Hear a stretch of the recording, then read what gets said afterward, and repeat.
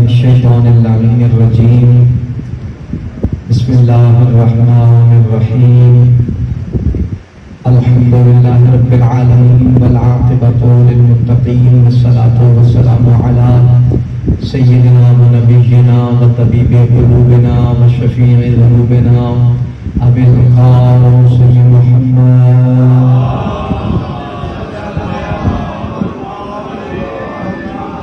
وعلى الطيبين الطاهرين المعصومين ولعنة الله على أعدائهم أجمعين ومنكر فضائلهم ومصائبهم وولايتهم أجمعين أما بعد فأعوذ بالله من الشيطان اللعين الرجيم بسم الله الرحمن الرحيم فتبارك الله أحسن الخالقين صلوات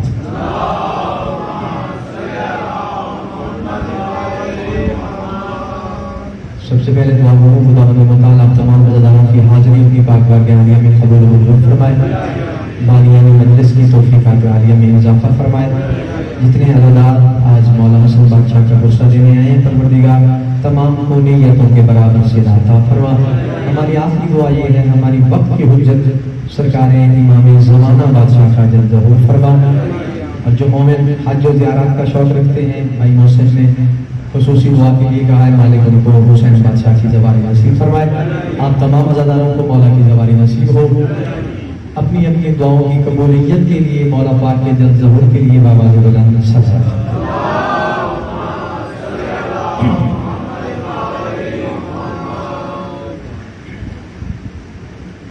پہلا موقع ہے آپ بزرگوں کی زیارتوں کا۔ میں اپنا تعارف خود کروا دیتا ہوں، میں پورے قرآن کا حافظ ہوں الحمدللہ، قاری قرآن بھی ہوں، اور 2 مرتبہ کربلا میں اللہ سے انعام بھی لے کر آیا ہوں قرآن میں۔ اور لوگ اعتراض بھی کرتے ہیں کہ مذہب اہل بیت میں حافظ اور قاری نہیں ہوتے، ایسی بات نہیں، قرآن انہیں آتا ہے جو وارث قرآن کو مانتا ہو۔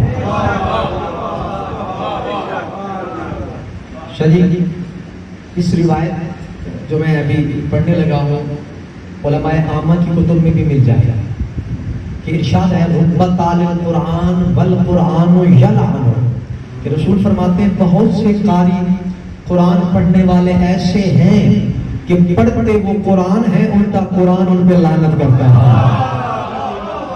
اللہ اکبر، مولا عزت دے رہے ہیں، پیارے آ رہے ہیں، آپ بھی عزت عطا فرمائے، یہ چہرے یہ ہاتھ سلامت رہے تو ذکر مولا میں بول رہے ہیں۔ بسم اللہ بھائی جان، پڑھتے وہ قرآن ہے، بسم اللہ، پڑھتے وہ قرآن ہے الٹا قرآن ان پہ لعنت کرتا ہے۔ سرکار صادق بادشاہ کا دربار سجا ہوا تھا، سائل کھڑا ہو گیا، اس نے کہا سرکار یہ آپ کے جد کی حدیث ہے، آپ کے نانا کی حدیث ہے کہ رسول فرماتے ہیں رب طالب القرآن والقرآن یلعن، کہ بہت سارے قرآن پڑھنے والے قاری ایسے ہیں کہ پڑھتے وہ قرآن ہیں الٹا قرآن ان پہ لعنت کرتا ہے۔ کیوں؟ سرکار نے فرمایا جس بندے نے محمد اور آل محمد کی ولایت کے بغیر قرآن پڑھا قرآن لعنت نہ کرے، اور کیا کرے؟ اللہ مولا سلامت رکھے، یا علی علی مولا عزت۔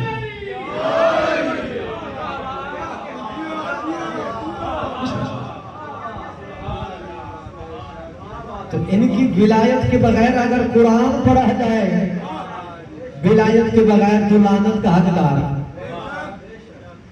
تو اسی لیے بلکہ رسول اللہ کی ایک اور حدیث آ گئی، سرکار فرماتے ہیں یأتی علی الناس زمان لا تجاوز القرآن من حلقومہ، کہ میری امت پہ ایک زمانہ ایسا بھی آئے گا کہ لوگ قرآن پڑھیں گے لیکن قرآن حلق کے نیچے نہیں اترے گا۔ اللہ اکبر،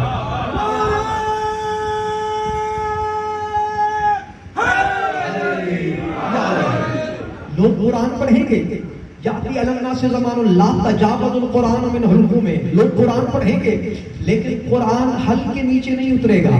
میں نے تحقیق کی کہ پاک رسول نے جو حدیث ارشاد فرمائی ہے یقیناً صادق الکلام ہے، خالق کلام ہے، نطق کو نطق سکھایا رسول نے، لیکن یہ حدیث ایسے تو نہیں۔ پھر میں نے جب یہ برابری والی حدیث پڑھی نا کہ القرآن مع علی و علی مع القرآن، کہ قرآن علی کے ساتھ، علی قرآن کے ساتھ، جہاں پہ علی ہوگا وہاں پہ قرآن ہوگا، جہاں پہ قرآن ہوگا وہاں پہ علی ہوگا، تو پھر مجھے سمجھ آئی ہاں قرآن حلق کے نیچے کیوں نہیں اترتا، چونکہ دل میں علی ہو گئے تھے۔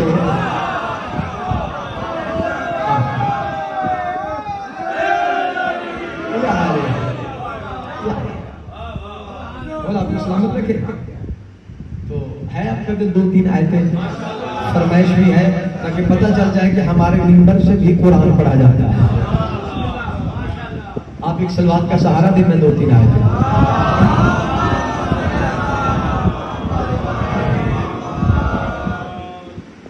اعوذ باللہ من الشیطان الرجیم،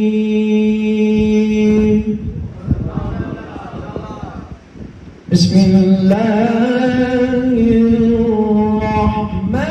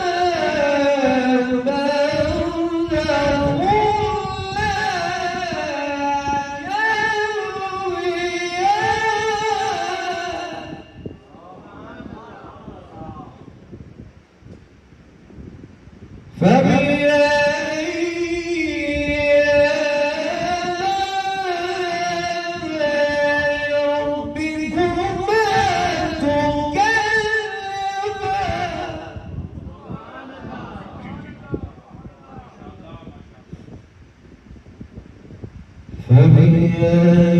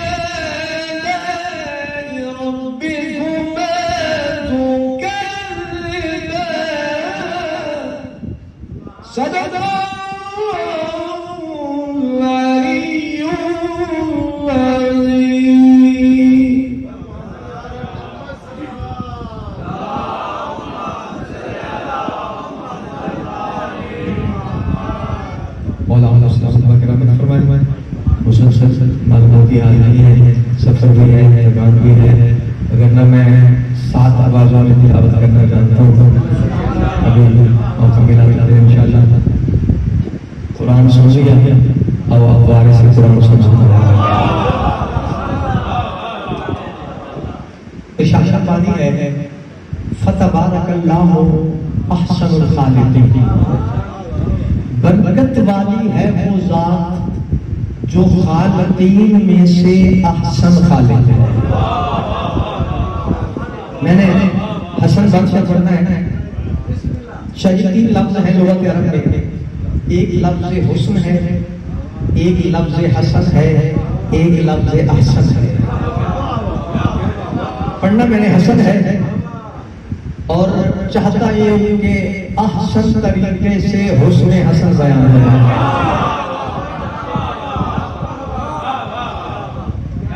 اب احسن اس میں تفضیل کا صیغہ ہے. اللہ فرمانا یہ چاہتا ہے فتبارک اللہ احسن الخالقین، کہ برکت والا ہے وہ اللہ جو خالقین میں سے احسن خالق ہے. اس کا مطلب یہ ہے کہ خالق اور بھی ہیں اللہ کے علاوہ. خود جناب عیسیٰ بھی کہتے ہیں قرآن میں انی اخلق لکم من الطین کہیئۃ الطیر. عیسیٰ کہتا ہے میں بھی خالق ہوں، اور اللہ کہتا ہے میں بھی خالق ہوں، اور حسن کہتا ہے میں بھی خالق ہوں. اب کیسے خالق ہے؟ بس 3 دلیلیں کافی ہوتی ہیں. اگر میں اور دلیلوں پہ چلا جاؤں کہ کون کون خالق ہے، امام صادق نے بھی اپنی دور میں کچھ ایسے خلقت کے معجزے دکھائے تھے، ہر معصوم نے، لیکن وقت نہیں ہے میں نے حسن بادشاہ پڑھنا ہے. بس 3 دلیلیں کافی ہوتی ہیں. اللہ بھی خالق، عیسیٰ بھی خالق، حسن بھی خالق ہے. عیسیٰ کیسا خالق ہے؟ پانی اور مٹی کو جمع کرتا ہے، پرندہ بن جاتا ہے، خلقت کرتا ہے. میں نے دیکھا کہ جناب عیسیٰ اتنا باکمال کہ پانی اور مٹی کو جمع کرے اور پرندہ بن جائے، جاندار کوئی چیز کا خالق بن جائے تو کمال ہی آتا. یہ تو جناب سلمان نے بتایا تھا رسول کی بارگاہ میں آ کے کہ یا رسول اللہ کنت من حواری عیسی ابن مریم قد رأیتہ یوما احیانا بالمیت وحرک شفتیہ فسمعت الیہ الہی بعزت محمد وعلی وآلہما، کہ میں نے دیکھا ایک دن جناب عیسیٰ ایک مردہ کے قریب کھڑے تھے، وحرک شفتیہ، میں نے ان کے ہونٹوں کی حرکت کو سنا تو وہ ایک دعا مانگ رہے تھے. دعا کی کیا تھی؟ دعا یہ تھی الہی بجاہ محمد وعلی وآلہما، پروردگار مجھے محمد علی اور ان کی آج کی عزت کا واسطہ اس مردہ کو زندگی دے دے. اب یہ عیسیٰ کے لفظ تمام نہ ہو یا وہ مردہ زندہ ہے.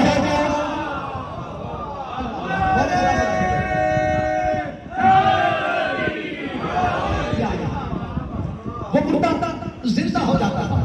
کہتے ہیں یومن رأیتہ خلق الطیر من الطین. میں نے ایک دن دیکھا کہ پانی اور مٹی کو جمع کر کے جناب عیسیٰ پرندہ بنا رہا تھا. وحرک شفتیہ، پھر میں نے ان کے ہونٹوں کی حرکت کو سنا تو کیا کہہ رہے تھے؟ الہی بجاہ محمد وعلی وآلہما، پروردگار تجھے محمد علی اور ان کی آل کی عزت کا واسطہ اس پرندے میں جان دے دے. بس پھونک مارتے تھے جب وہ مٹی کا بنا ہوا پرندہ ہوا میں پرواز کرتا تھا. اب شاہ جی مجھے نہیں پتا آپ کے مجمع کا یہ ولایت سنتے ہیں، میں عقلی طور پہ ایک بات کہنا چاہتا ہوں. سید آپ وکیل ہیں، آپ انصاف کریے گا کہ جناب عیسیٰ جیسا نبی خالق بھی ہے پرندے کا، مردوں کو بھی زندہ کر رہا ہے. کن کے وسیلے سے؟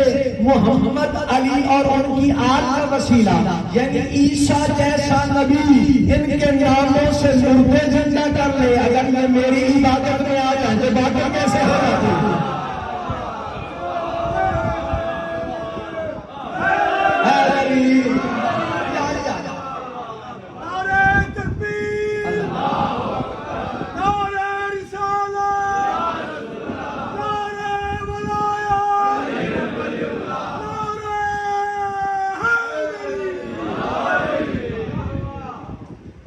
اللہ کیسا خالق ہے؟ کائنات عالم تو بنانے والا، کسی کی مجال نہیں اس کی خالقیت میں شک کر جتنے بھی خالق ہیں اسی کی وجہ سے بنے. اب کیسا خالق ہے؟ نصیحت کی بات کرنے لگا. اللہ قرآن میں کہہ رہا ہے هو الذی یصورکم فاحسن صورکم، کہ میں اللہ وہ جس نے تمہاری صورتوں کو احسن صورت بنایا. میں کہتا ہوں پروردگار تجھے ہی احسن خالق ہونا چاہیے. کیوں؟ کہ تیری حسن جیسی جو مخلوق ہے حسن سے حسن نکلا ہے، اسی کو ہی احسن خالق ہونا چاہیے کہ جس کی حسن جیسی مخلوق. اب وہ خود کیسا خالق ہے؟ سورہ آل عمران پڑھیے گا. ارشاد ہوا هو الذی یصورکم فی الارحام ما یشاء، لفظ میں وہ خالق ہوں جو شکم مادر میں صورتیں بناتا ہوں، جسے چاہوں مذکر بنا دوں، جسے چاہوں مؤنث بنا دوں. اب یہ خالق ہے اللہ. میں دیکھنا چاہتا ہوں جو علی کی ولایت ہے اس کے حسن بادشاہ جیسے بیٹے کے فضائل سننے کے لیے بیٹھا ہے, یہ نصیب کی بات کرنے لگا ہوں. اللہ وہ ہے جو شکم مادر میں جسے چاہے مذکر بنا دے, جسے چاہے مؤنث بنا دے. حسن وہ خالق ہے کہ بھارت بچا تھا اپنا اقتدار بتاتے بتاتے فرمایا شام والے میں دیکھا بنال ہوں ان کی ارید ہے شام میں چاہوں کہ شام کو عراق بنا دوں, عراق کو شام بنا دوں. بندہ کھڑا ہوا اس نے کہا اب آپ کا کرو غیر اللہ کے رسول اللہ کون ہے اس بات سے کہتے اللہ کا علاوہ جو شام کو عراق بنا دے, عراق کو شام بنا دے, عورت کو مرد بنا دے, مرد کو عورت بنا دے. اس کا یہ کہنا تھا امام کے چہرے پہ جلالا فرمایا امار تستحیینا انت قومی بین الرجال. مجھے شرم نہیں آئی عورت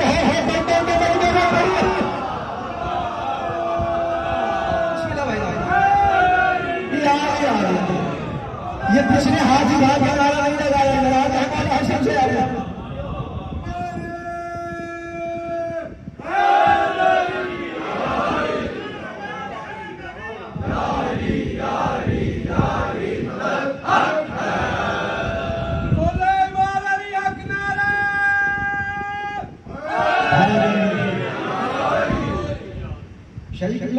انہوں نے نعرہ لگایا. چلو میں بھی ان کو ایک تحفہ دینا چاہتا ہوں. نعرے کے بڑے فائدے میں نے احادیث میں پڑھا ہے کہ قیامت والے دن اس کے بغیر کوئی جنت نہیں جا سکتا. میں حوالہ دکھانے کے لیے آیا. روایت ہے کہ ایک قافلہ جنت کے دروازے پر پہنچے گا, دروازہ کھٹکھٹائے گا, رضوان جنت پوچھیں گے من انتم علی الباب, کون ہو دروازے پہ؟ کہیں گے نحن اہل الجنت, ہم اہل جنت ہیں. دروازہ کھولو. رضوان جنت کہیں گے چابیاں نہیں لے کر رہتے ہیں چابیاں نہیں لے کر آئے. کہیں گے چابیاں تو ہمارے پاس نہیں. رضوان جنت کہیں گے ہمارے پاس بھی نہیں ہے. اگر اللہ ہمیں بھیجا ہے تو پھر اللہ سے کہو نا چابیاں بھی دینا. وہ پورا قافلہ اللہ کی بارگاہ میں التماس کرے گا پروردگار جنت کے دروازے تک تو پہنچائے ہیں, اب دروازہ جنت کھل نہیں رہا, کیسے کھلے؟ آواز پروردگار آئے گی نادوا باعلی اصواتکم یا علی, اور اونچی آواز میں علی کا نعرہ لگاؤ, جنت کا دروازہ کھلتا ہوا دیکھو.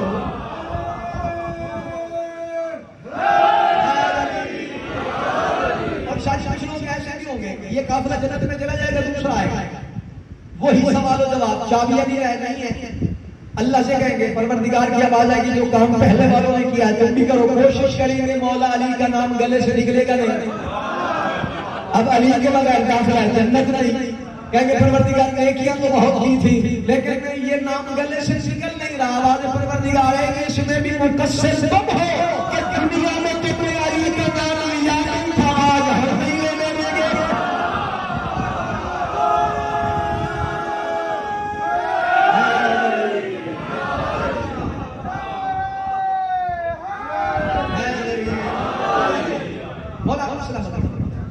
یہ کردار ہے حسن بادشاہ. اب جب تحقیق کی گئی سرکار نے فرمایا میں چاہوں تو شام کو عراق, عراق کو شام. اب وہ عورت بنی نا تو چلنے لگی مجمع سے, کس ناز سے آیا تھا اور کس انداز سے گئی. مرد بن کے آیا تھا, عورت بن کے نکلی تو نکلنے ہوئے مولا نے فرمایا جعلت تو عیال کا راجلا, عورت بن کے جا رہی ہے, جا میں نے تیری عورت کو مرد بنا دیا. یہ سزا دی سارا عیال کا راجلا, میں نے تیری عورت کو مرد بنا دیا. اب تھا کیا, وہ جو اس کی عورت تھی وہ عراق کی تھی, بندہ شاش کا تھا. اب مالک نے معجزے میں بھی اپنی بات مکمل کر دی, چاہوں تو شام کو عراق بنا دوں.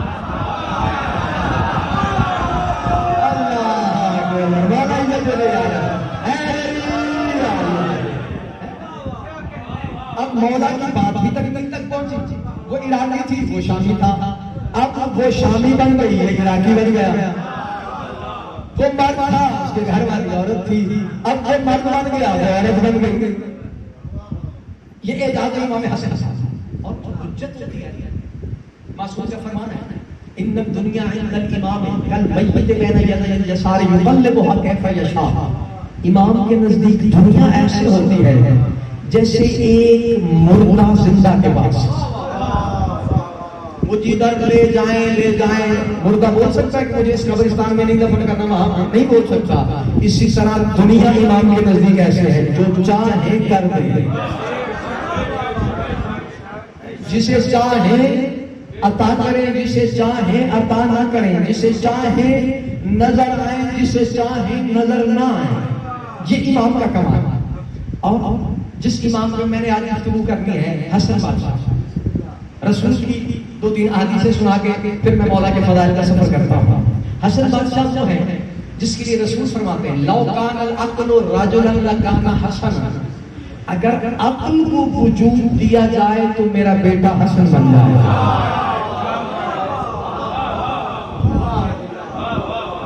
عقل کو وجود دیا جائے تو میرا بیٹا حسن.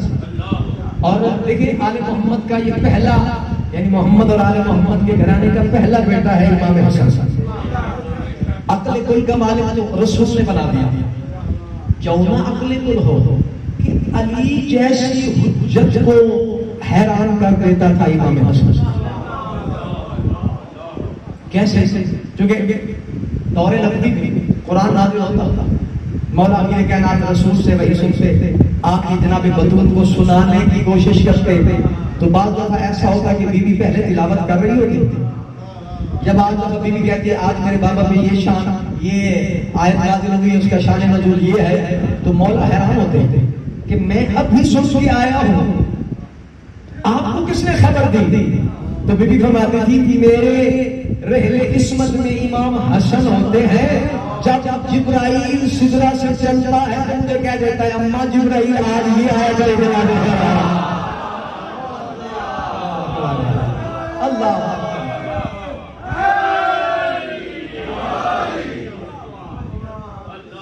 علی وہ ہے. شاہ جی میں ایک مثال دیکھیں, کتاب کا حوالہ بھی دیکھیں, پھر عظمت حسن آپ کو سمجھ آئے گا.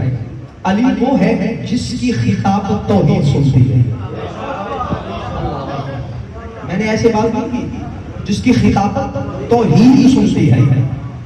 حافظ رجب برسی میں مشارق انوار الیقین میں یہ بات لکھی ہے کہ پہلے یہ بات بتاتا ہوں کہ یہ اتنا بڑا خطیب ہے کہ جسے خطیب منبر سلونی توجہ سے سنے. اور بعض دفعہ ایسا بھی ہوا کہ مولا مسجد کوفہ میں خطبہ کی نیت سے آئے ہیں, لوگ جمع ہو گئے, مولا علی نے خطبہ دینا تھا, سبھی اس انتظار میں تھے کہ مولا علی اب خطبہ دیں گے. بس مولا منبر کے قریب آتے گا, یا بنی الحسن فخر, اور بیٹا حسن جا, آج تو خطبہ پر علی تجھے سنتا ہے. اور علی وہ ہے جسے اللہ سنتا ہے. کیسے؟ حافظ رجب نے یہ اپنی کتاب میں لکھا ہے کہ 4 فرشتے جبرائیل, میکائیل, اسرافیل, اسرافیل بیٹھے ہیں اور فخر کر رہے ہیں. تینوں فرشتے جبرائیل, ٹھیک ہے تو سید الملائکہ ہے, ہم تجھے مانتے ہیں, لیکن اگر فضیلت کی بات کی جائے تو جبرائیل نے کہا کون سی فضیلت ہے کہ تم مجھ سے افضل ہو؟ جناب اسرافیل آگے بڑھے, اس نے کہا میں افضل. کہا کیسے؟ کہا علی نے مجھے کہا ہے جب تک میرا امر نہ ہو کہیں پہ بارش نہیں برسانا, تو میں علی کا مامور ہوں, علی مجھے امر دیتا ہے, تو میں جس کا مامور ہوں یہ تھوڑی بات ہے کہ علی مجھے امر دے. جبرائیل آگے اس نے کہا میں سید الملائکہ ہونے کے باوجود ایک فخر میرے پاس بھی ہے کہ جانتے نہیں انا متعلم امیر المومنین, میں علی کا شاگرد ہوں. تیسری جگہ اسرائیل نے کہا ٹھیک ہے تمہاری فضیلتیں ہیں, لیکن جو میری فضیلت ہے مجھے علی نے کہا جب تک میں نے امر نہ دوں تو کسی کی روح قبض نہیں کرنی, میں بھی تو مامور علی ہوں. میکائیل آگے بڑھا, اس نے کہا تم تینوں کی فضیلت ایک طرف, میری فضیلت تم سے بھی بڑھ گئی. اس نے کہا کون سی؟ اس نے کہا میں وہ باکمال ہوں کہ ایک ہی دن مسجد کوفہ کے منبر ابیض پہ بیٹھ کے علی خطبہ دے رہے تھے توحید کے, اور توحید ہم نے پڑھتا ہے توحید میں سن رہی تھی. علی نے اتنی بلاغت کے ساتھ خطبہ دیا, فصاحت کے ساتھ خطبہ دیا کہ اللہ نے مجھے کہا کہ میکائیل 4 میری قیادت میں مسجد کوفہ کے منبر پر جا کے وجہ اللہ کے چہرے کا پیسہ لے کے کہنا اگر میں اللہ وجود رکھتا ہوگا تو خود وجود نہیں آتا. اللہ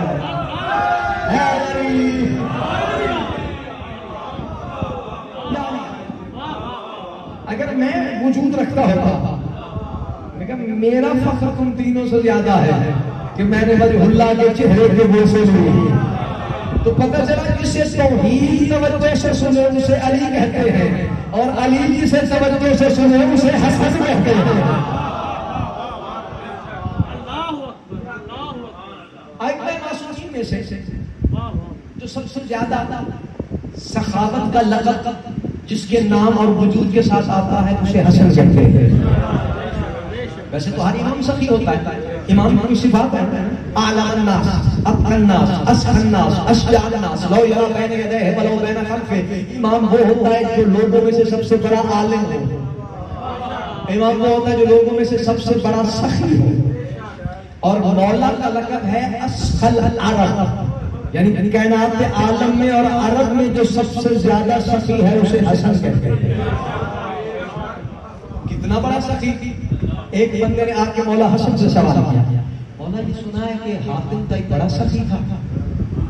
میں نے مولا تاریخ میں لکھا ہے 40 دروازوں سے سائل کو خیرات دیا کرتا تھا. ہم سے دوسروں سے دوسری مرتبہ مانگے تو ہم کہتے ہیں ابھی تجھے دیا ہے، مانگنے کے لیے آ گیا. وہ ایک دروازے سے دوسرے دروازے سے 40ویں دروازے سے. سرکار نے فرمایا یہ سخاوت کی توہین ہے. یہ سخاوت تو نہ ہوئی کہ سائل 40 دروازے لینے کے بعد بھی اس کے دل میں یہ حسرت رہ جاتی کہ اس کا کوئی اور دروازہ ہو تو لینے کے لیے جاتا. فرمایا ہمارے محمد کا ایک دروازہ ایسا ہے کہ جسے ایک مرتبہ خیرات مل جائے پوری زندگی مانگنے کی ضرورت نہیں رہتی.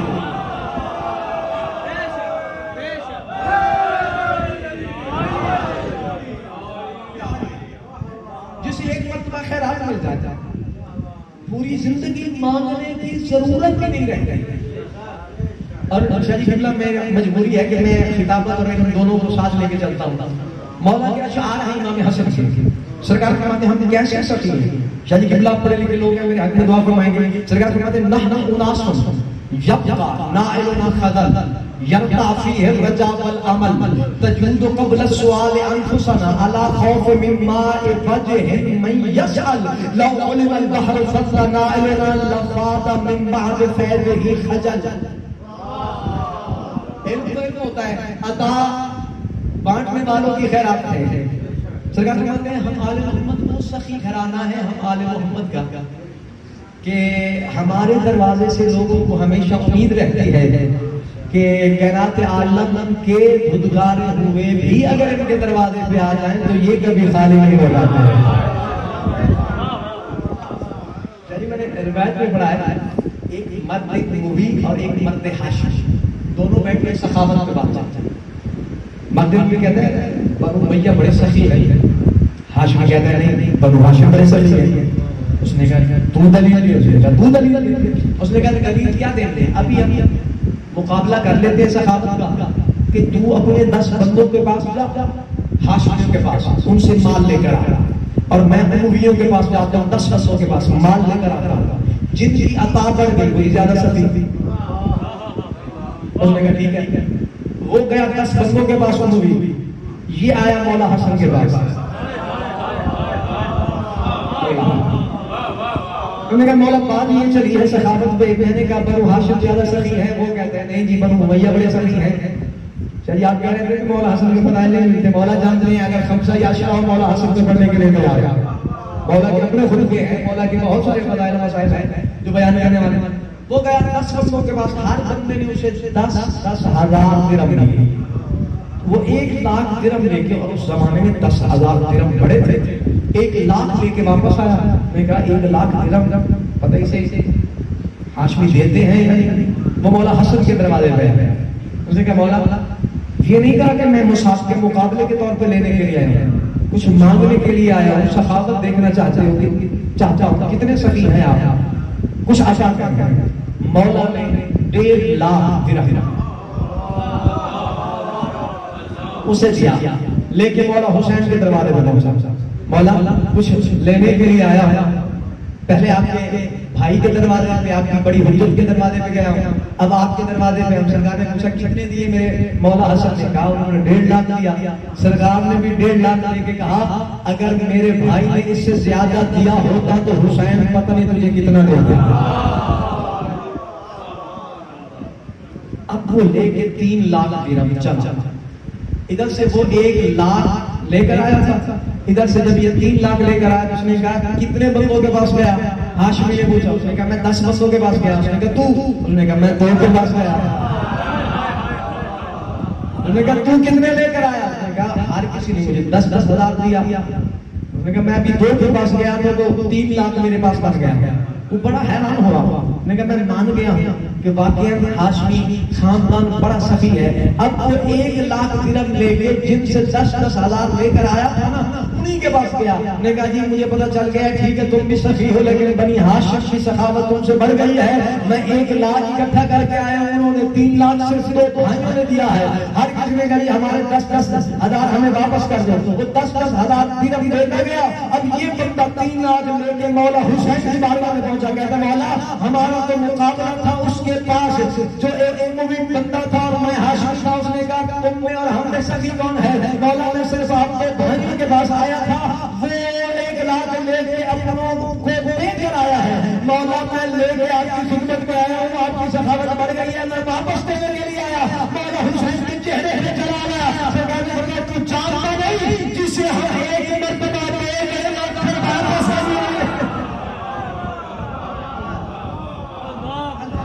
واپس جسے ہم ایک مرتبہ عطا کر دیں پھر واپس سے کبھی لیتے.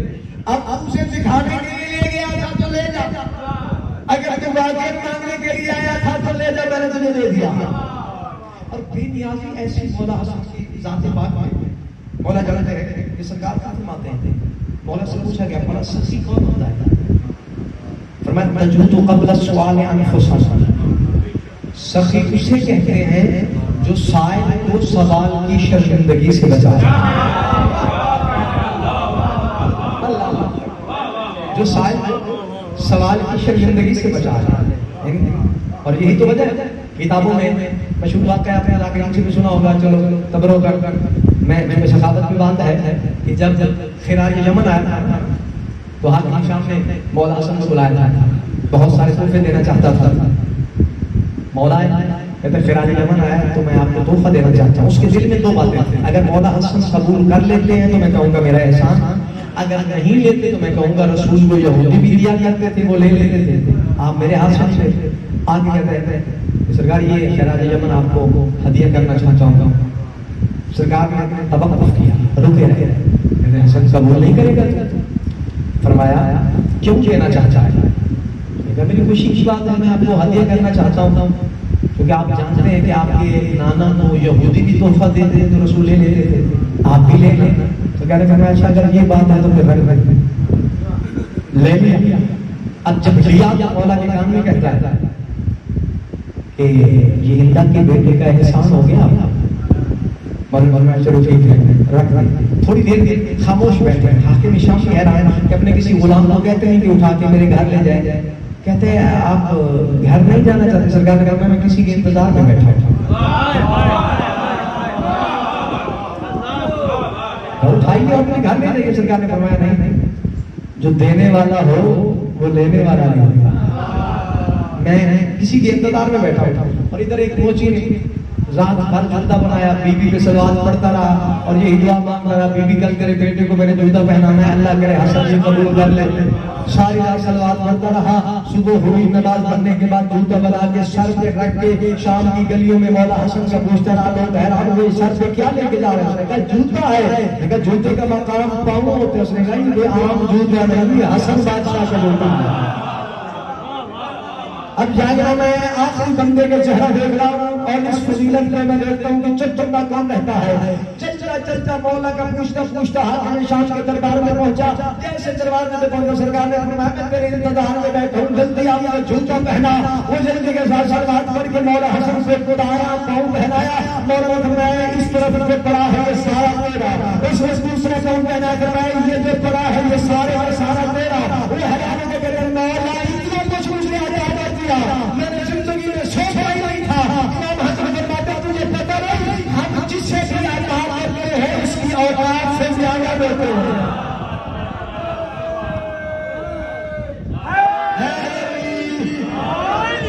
ہم جسے بھی عطا کرتے ہیں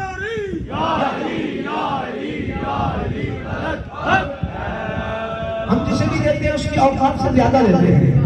اٹھایا اور سارا کا سارا اسے دے دیا. حاکم شام کو پتہ چلا, بڑا حیران ہے, تو کہتے ہیں سرکار آپ نے دیکھا نہیں, بہت قیمتی چیزیں تھی, بہت قیمتی تحائف, سارے کے سارے آپ نے دے دیے. سرکار نے فرمایا جو تو نے بات کی تھی کہ میں ہندا کا بیٹا ہوں, اس کا احسان فرمایا مجھے بھی پتہ ہونا چاہیے میں بھی زہرا کا بیٹا ہوں. اور یہ تو سخاوت. ایک بات ہے اس کے بابے میں گئی ہے کہ ولایت کی بات ہے, امام ہوتا ہی سخی ہے, اسخنا, اور یہ سخاوت جناب ابراہیم سے بھی چلی اور چلی بھی جناب ابراہیم سے ہے. فرمایا اول من اضاف فهو ابراہیم, جس نے سب سے پہلے مہمان نوازی کی وہ جناب ابراہیم ہے, چونکہ امام ہے اسی لیے سخاوت کا تعلق امامت سے ہے. اور ایک جبرائیل اور میکائیل نے بیٹھے ہوئے ایک مشورہ کیا, کہا کہ ابراہیم بڑا سخی ہے, چلے آج کچھ اس سے مانگتے ہیں, کتنا دے سکتا ہے. آئے دائیں طرف جبرائیل کھڑا ہو گیا, بائیں طرف میکائیل کھڑا ہو گیا. جبرائیل نے کہا سبوح قدوس. جناب ابراہیم نے سنا پہلی مرتبہ سبوح قدوس. میکائیل نے کہا ربنا و رب الملائکۃ والروح. جناب ابراہیم نے سنا اور کہا کررا لکما نصف مالی, اگر ایک مرتبہ پھر کہہ دے تو میرا آدھا مال تمہارا. انہوں نے پھر کہا سبحان قدوس. ادھر میکائیل نے کہا ربنا و رب الملائکۃ والروح, کہا کررا لکما کل مالی, کہ ایک مرتبہ پھر کہہ دے میرا سارا کا سارا مال تمہارا. اب انہوں نے پھر کہا سارا کا سارا مال جناب ابراہیم نے اللہ کے نام کو دے دیا, دو لفظوں کے بدلے. زمانہ چلتا رہا, سخاوت کی بات چل رہی ہے, چلتا رہا, علی بادشاہ کا زمانہ آ گیا. جبرائیل نے میکائیل سے کہا یار تجھے یاد ہے ابراہیم کے زمانے میں ابراہیم سے کچھ مانگنے کے لیے گئے تھے, آج علی کا زمانہ آ گیا, کیوں نہ آج علی سے کچھ مانگ کے دیکھیں. انہوں نے مشورہ کیا, اللہ نے صدا دیا جبرائیل میکائیل میرے فریق اعظم مطلق کے بارے میں یہ نہ سوچ کہ علی کتنا سخی ہے, اگر تیرا دل بن گیا ہے تو جا علی کے دروازے پر مانگ کے لا, تجھے علی کیا دیتا ہے. بس جبرائیل فقیر بن گئے, اللہ کے دروازے پر پہنچا. علی مسجد میں نماز کے ارادے سے پہنچے, یہ مانگنے کے ارادے سے پہنچا, علی عطا کرنے کے ارادے سے پہنچے.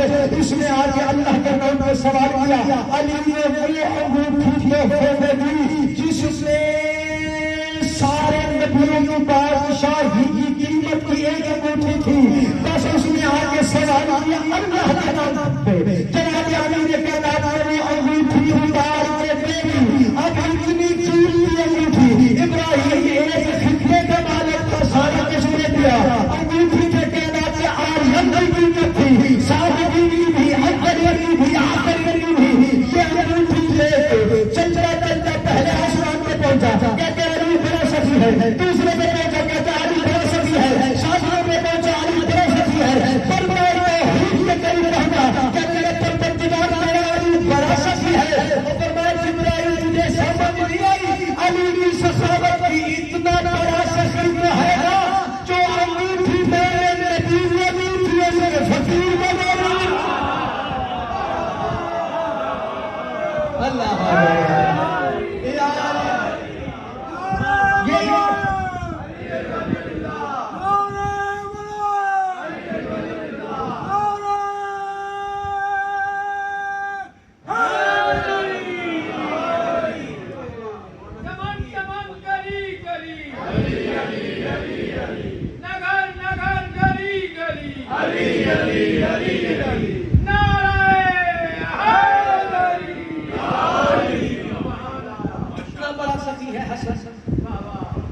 رسول کا ایک صحابی ہے جس کا نام ابو سمسام, یمن کا رہنے والا. رسول اللہ کی بارگاہ میں دین سیکھا. سیکھنے کے بعد رسول سے کہتا ہے یا رسول اللہ میں اپنے بدن جانا چاہتا ہوں, اگر میں اپنا پورا قبیلہ مومن بنا کے لاؤں تو کیا انعام. فرمایا 80 اونٹنی وہ دوں گا جو ہیرے جواہرات سے لدی ہوئی ہوں, جن کی دو دو کوہانیں ہوں گی. جانے لگا ابو سمسام کو رسول نے بلایا. فرمایا ہو سکتا ہے جب تو واپس آئے تو میں دنیا میں نہ ہوں تو کس سے لے گا. کہا مولا یہ تو سوال بند ہے, کس سے لوں گا. فرمایا کاغذ قلم لے آیا, میں لکھ دیتا ہوں جو میرا وصیے پر حق ہوگا وہ تجھے عطا کرے گا. بسم اللہ. مولا فرماتا ہے کہ میں جلدی کر رہا ہوں, تمہیں بند کرنا ہے. مولا میں بہت کچھ رہ گیا جو پڑھنے کے لیے، اب لکھوا لیا، جیب میں ڈال کے چلا گیا. 2 سال اسے لگ گئے، 2 سال مدینے واپس نہیں آیا. جب واپس آیا 2 سال بعد پورا قبیلہ مومن کر کے، رسول دنیا سے جا چکے تھے. پوچھا رسول دنیا سے چلے گئے؟ بہت رویا. عاشق رسول کاش میں یہ معاہدہ نہ کرتا، رسول کو چھوڑ کے نہ جاتا. خیر رسول کی قبر میں رویا، معافی مانگی، کہا کہ دربار رسول میں دربار خلافت سجا ہوا. آیا پرچی دکھائی، دکھانے کے بعد انہوں نے کہا کہ یہ رسول اللہ کی پرچی ہے، لیکن اب تو اتنا بیت المال میں مال ہی نہیں ہے کہ 80 اونٹ بن جائیں. اللہ جی جی جی جی جی اتنا مالی نہیں، اتنا مالی نہیں کہ تجھے رسول کی یہ تحریف تو ہے. بس انہوں نے یہ بات کی. جناب سلمان نے ابو شمشام کا ہاتھ پکڑا، کہا تحریر میں تجھے لکھا ہوا نظر نہیں آیا کہ جو میرا جانشین برحق ہو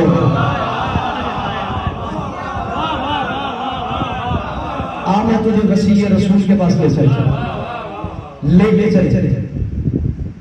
دروازہ کھٹکھٹایا. سلمان دروازہ کھٹکھٹانا تھا یا علی نے سلا دی. فرمایا سلمان رک، مجھے پتہ ہے ابو شمشام میرے ساتھ آیا ہوا ہے. باہر آیا.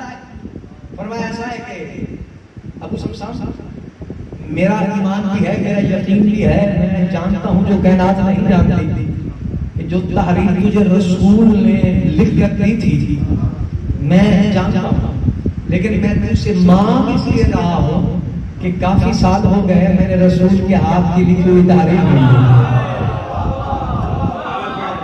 مجھے وہ تحریر کو دکھا، میں زیارت کرنا چاہتا ہوں رسول کے ہاتھ کی لکھی. ابو شمشام نے علی نے چوما اپنے پاس رکھا.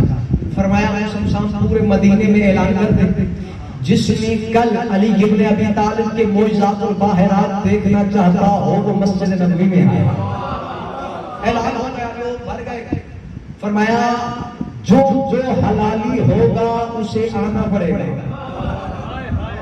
جو حرامی ہوگا وہ نہیں آئے گا. اب حلالیوں کو بھی آنا پڑا، حرامیوں کو بھی آنا پڑا. کیوں؟ اگر نہ آتے تو کہتے نا حرامی تھا نہیں آیا.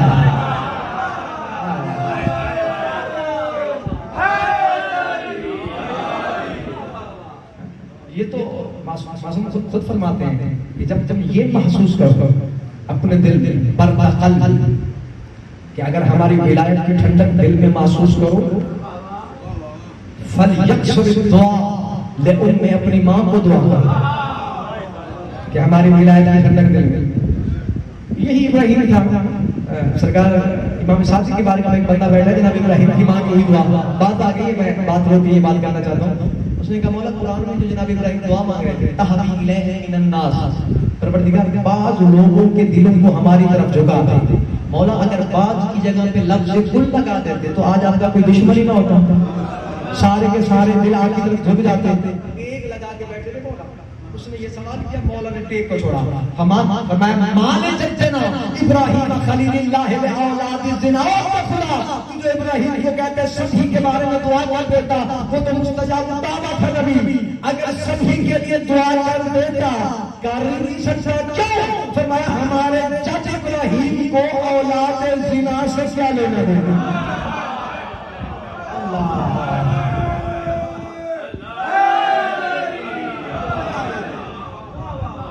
اولاد زنا سے کیا لینا دینا. اس لیے کل غلط نہیں کہا، بس بعض کا ہے وہی فمن تابعنی فإنہ منی، مالک جو میری اتباع کرے وہ ہم میں سے ہو جائے، دوسروں کی ضرورت ہی نہیں. اب کافی عرصے بعد رسول کی تاریخ دیکھی، مسجد نبوی میں سبھی کو بلایا، سبھی جمع ہو گئے. فرمایا یا بنی حسن، قوم کھڑے ہو گئے. فرمایا ایسا ہے کہ مدینے کے باہر چلے جاؤ، وادی عقیق میں، وہاں پہ جا کے اپنے نانا کا کیا ہوا وعدہ پورا کرو. ابو شمشام ساتھ چلا، آگے آگے حسن بادشاہ ابو شمشام کے ساتھ ہے، سلمان کے ساتھ ہے، کچھ لوگ اور صاحب ایمان کے ساتھ. اب مولا وادی عقیق پہ پہنچ کے مولا نے علی بادشاہ کا پیغام دیا، ہاتھ لگایا پہاڑ پر، ایک ناکا نمودار ہوئی. تھما کے سرکار نے فرمایا ایسا چلتا رہنا، پیچھے مڑ کے نہیں دیکھنا۔ اب چونکہ تاجر تھا، ایک ناکہ باہر آئی تو گن لی، ایک آ گئی، 2 آ گئی، 3 آ گئی، 30 آ گئی، 40 آ گئی، 50 آ گئی۔ جب 80 اونٹنی نے قدم رکھا نا تو بڑا خوش ہوا کہ ہیرے جواہرات سونے چاندی 2 کوہانوں والی اونٹنی، بڑا خوش ہو کے کہتے میں دیکھوں تو صحیح کہ تعداد کتنی بڑھ گئی، قطار کتنی لمبی ہو گئی، بس پیچھے مڑ کر دیکھا ہی تھا کہ امام حسن نے اشارہ کر کے فرمایا میں نے تجھے کہا تھا کہ چلتے رہنا، پیچھے مڑ کے نہیں دیکھنا۔ فرمایا اگر قیامت میں تو چلتا رہتا، 80 اونٹنیاں رسول اللہ تھی، قیامت تک میں تیری زندگی ختم ہو گئی نہ اونٹنیاں کی روایت۔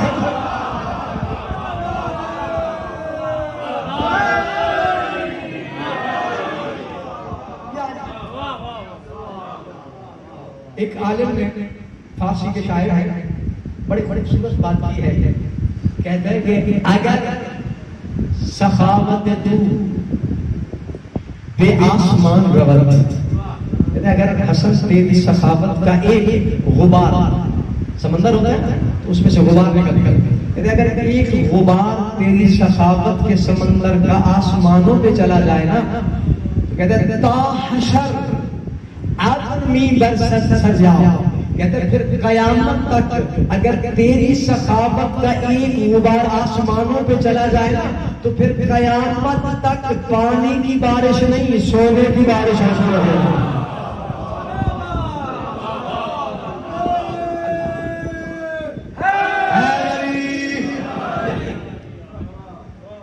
بس اتنا سخی امام تھا، بس ان سے مرد امام الا مسموم او مقتول، ہم میں کوئی بھی ایسا نہیں جسے یا قتل کیا گیا یا اسے زہر دے دیا گیا۔ شب شہادت ہے مولا حسن کی، آج بڑی بڑی ہستیاں آئی ہوں گی مولا حسن کو رونے کے لیے، حسین کی بھی حجت ہے حسن، یقیناً جو بی بی حسین کا پرسہ لینے آتی ہے آج وہ حسن کا پرسہ لینے دے، تو اس بی بی کو یقین دلانا کہ بی بی کاش اگر ہم اس وقت مدینے میں ہوتے تیرے حسن کو تیر نہ لگنے دیتے۔ یہ وہ امام ہے مظلوم جس مولا کو 70 مرتبہ زہر دیا گیا، ایک مرتبہ نہیں 70 مرتبہ شاشی زہر دیا گیا، اور امام حسن سے جب زہر ملتا نا فوراً نانا کی قبر پہ آ کے قرآن کی تلاوت کرتے، کہتے نانا مجھے زہر دیا گیا ہے، رسول کی قبر سے آیا جاتی، کوئی بات نہیں، میرے اوپر آ گیا ہے، میری قبر پہ آ گیا ہے، تجھے اثر نہیں ہوگا، میں رسول کی دعا ہے تمہیں۔ عزیزانو یہ جو آج کی رات گزر رہی ہے نا، اس رات میرے مولا کو باہر کے ملک کا زہر دیا گیا، زہر کا اثر اتنا شدید تھا کہ حسن نانا کی قبر تک پہنچ نہیں رہا۔ پہلے تو زہر ملتا تھا رسول کی قبر پہ چلے جاتے، اگر یہ زہر اس قسم کا زہر ہی تھا کہ بس مولا کو زہر دیا گیا، میں یوں کہوں تو سید بیٹے مجھے معاف کریں گے، مولا حسن کو زہر دیا گیا، زہر اندر گیا، حسن کا جگر باہر آ گیا۔ اللہ اکبر، بس مولا حسن کو زہر ملا ہی تھا، مولا حسن نے یہ دل میں سوچا اگر حسین کے گھر چلا جاؤں حسین میری حالت دیکھنے سے پہلے مر جائے گا، اگر عالیہ نے میری حالت دیکھ لی تو وہ بھی دیکھنے سے مرنے سے پہلے مر جائے گی، اپنے حجرے پہ واپس لوٹے۔ میں جملہ کہنے لگا ہوں، سب جملہ ہے جو سید بیٹھے عہدیداروں کا دل بڑا نرم ہوتا ہے، ارے جیسے مولا کو زہر ملا تھا نا، میرے مولا کا گھر بس چند قدموں کے فاصلے پہ تھا، زہر کا اثر اتنا شدید تھا کہ رسول کا بیٹا 70 مرتبہ زمین پہ گرا، پھر اٹھا، پھر گرا، پھر اٹھا، کہا میں بھاگے سے بتاتا ہوں، میں بھاگے سے بتاتا ہوں، اللہ تیری مشکل سے گرتا اٹھتا گرتا اٹھتا اپنے بستر پہ پہنچا، بس اسے منظر جناب قیاست سے دیکھا، اللہ ہوا اپنے دادا کے سجانے پہنچا، اللہ مولا حسن کی یہ حالت دیکھتا ہے جگر کے ٹکڑے باہر آ رہے ہیں. اندر میرے مولا حسن نے کہا بول نہیں سکے اشرف کا شریف کا کیسے کہوں کہ اپنے چچا حسین کو بلا لے پھپھی زینب عالیہ کو بلا لے. ارے میں نے کیا دیکھا زمین سے ابو طلحہ کے بیٹے نے کھا اٹھائی جناب قاسم کے سر پہ ڈالی کہا پھپھی کے گھر میں چلا جا جب یہ تیری حالت دیکھیں گے سمجھ جائے گی حسن میں خیر نہیں. اللہ جناب قاسم کا آنا تھا علی کی بیٹی نے منظر دیکھا جلدی سے جلدی اٹھی ساری بہنوں کو جمع کر کے رو فرمایا قاسم کے سامنے کی بی بی حسن نے ڈالی ہے لگ رہا ہے میرے بھائی حسن کے ہاتھ ہے نہیں. اگر جلدی کے ساتھ ساری بہنیں منظر کیا تھا میرے مولا حسن کا ایک ہاتھ جگر پہ تھا اگر ایک ہاتھ اپنے منہ میں تھا بی بی جلدی کر کے حسن کا سر اپنے زانو پہ رکھا. ارے حسن ہاتھ کیوں نہیں اٹھاتا مولا نے یہی کہا اگر میں کھا دوں میرے جگر کے ٹکڑے برداشت کرے گی. ادادار بی نے رو کر کہا مجھے دادا عمر مسائل کہتے تھے حسن نے برداشت کر لوں. ادادار مولا نے اپنے منہ سے ہاتھ اٹھایا جگر کے ٹکڑے باہر آئے اور بی نے اپنے ہاتھ ہتھے لے لیے. ارے مرتبہ دانا کی کمر میں دیکھا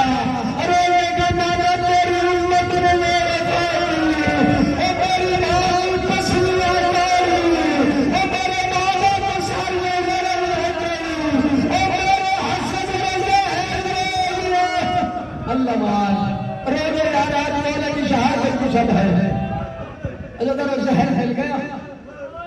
میں نہیں پڑھ پاتا کہ مولا کو غسل کیسے دیا حسین نے کیا حالت تھی حسین شہنشاہ کی کیا حالت تھی عباس مولا کی.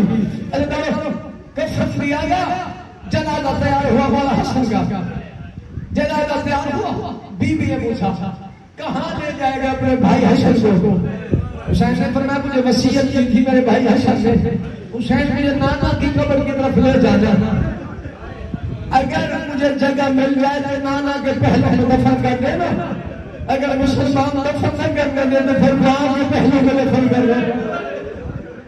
اجازت نے جنازہ اٹھایا خاندان بنی ہاشم کے افراد نے جناب غازی بھی آ گیا کہ محمد حنفیہ بھی آ گیا حسین ایسی بنی ہاشم کی ننگی تلوار کے ساتھ حیدر میں غازی کے چہرے پہ جلالی ملا ہے. عرب والے دیکھ کے حیران ہو کر چل رہے ساتھ ساتھ قبر رسول کے قریب پہنچے کیا دیکھا کچھ لوگ گھوڑوں میں سوار کچھ خچروں میں سوار لوگوں کے ہاتھ میں تیر بھی تھے. میرے والا نے کہا رسول کی قبر کی طرف یہ جنازہ لے کے نہ آنا. اگر یہ جنازے کی بات آئی حسین نے کہا میرے مولا حسن کی نصیحت ہے مجھے مولا کے قبر میں پہلے میں مجھے دفن کرنا ہے. حق رکھتا ہے حسن. انہوں نے کہا جگہ نہیں ہے رسول کے حملے میں اگر ایک قدم آگے بڑھے تو ہم ہیروں کی برسات کر دیں گے.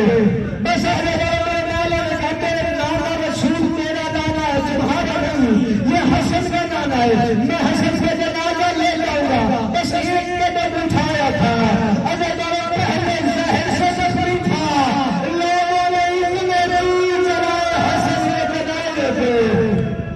اللہ بات ایک بھائی جب میں کہوں لے کر آنا اتنے تیر چلائے حسن کے جنازے پہ حسین کا جگہ غازی زندہ نہیں غازی زندہ نہیں قدموں پہ پھٹ کے پالانا دبائے حسین کے کر کو بگڑ پڑا. مولا مجھے اجازت دے تو میرے مولا حسن کے دل میں آنے آتا ہے پھر کہا جانا نہیں کرنی.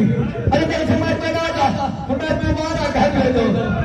مجھے ایمان سے بتائیے گا آج تک تشریف فلک میں یہ کوئی منظر دیکھا تھا کہ ایک مرتبہ جنازہ گھر سے گیا ہے دوبارہ واپس گھر میں آیا ہے اور پتول کے بیٹے کا نصیب دیکھو گھر سے جنازہ ملا تیر اتنے لگے حسن کے جنازے پہ حسین نے کہا جنازہ گھر ہے جاؤ. دوبارہ جب جنازہ گھر میں آیا تو حرام سمجھ گیا اور بیویوں نے عجیب معلوم دیا جنازہ حسن میں دیکھے آج عجیب کاش مجھے ایک سوال کا جواب دے، اور میں نے سفید کفن پہنایا تھا، اور یہ سر کفن کس نے کر لیا، اور میرا بھائی پہلے بڑا زخمی تھا، اور جنازے میں بھی بنوا کے کس نے زخمی کیا؟ اللہ مان بندے کیا تھا جنہوں نے باتیں کرنا ہے، جن کو ہاتھ مولا نے دیے ہیں، سینے پہ ہاتھ آنا چاہیے، سر پہ ہاتھ ضرور مارنا۔ عزادارو منظر دیکھا بطول زادی نے، حسن کے جنازے میں دین تھے، بی بی جنازے میں دیکھتی نہیں، فرمایا ہے میرا حسین، میرا حسین کا حسین نے بلایا، بی بی نے حسن کا جنازہ چھوڑ کے حسین کے گلے میں باہر ڈال کے رونا شروع کر دیا، اور کبھی میرے ساتھ چمتی، کبھی میرے ساتھ چمتی۔ جناب فضا کہتے ہیں بی بی تیر تیرے حسن کو لگے ہیں،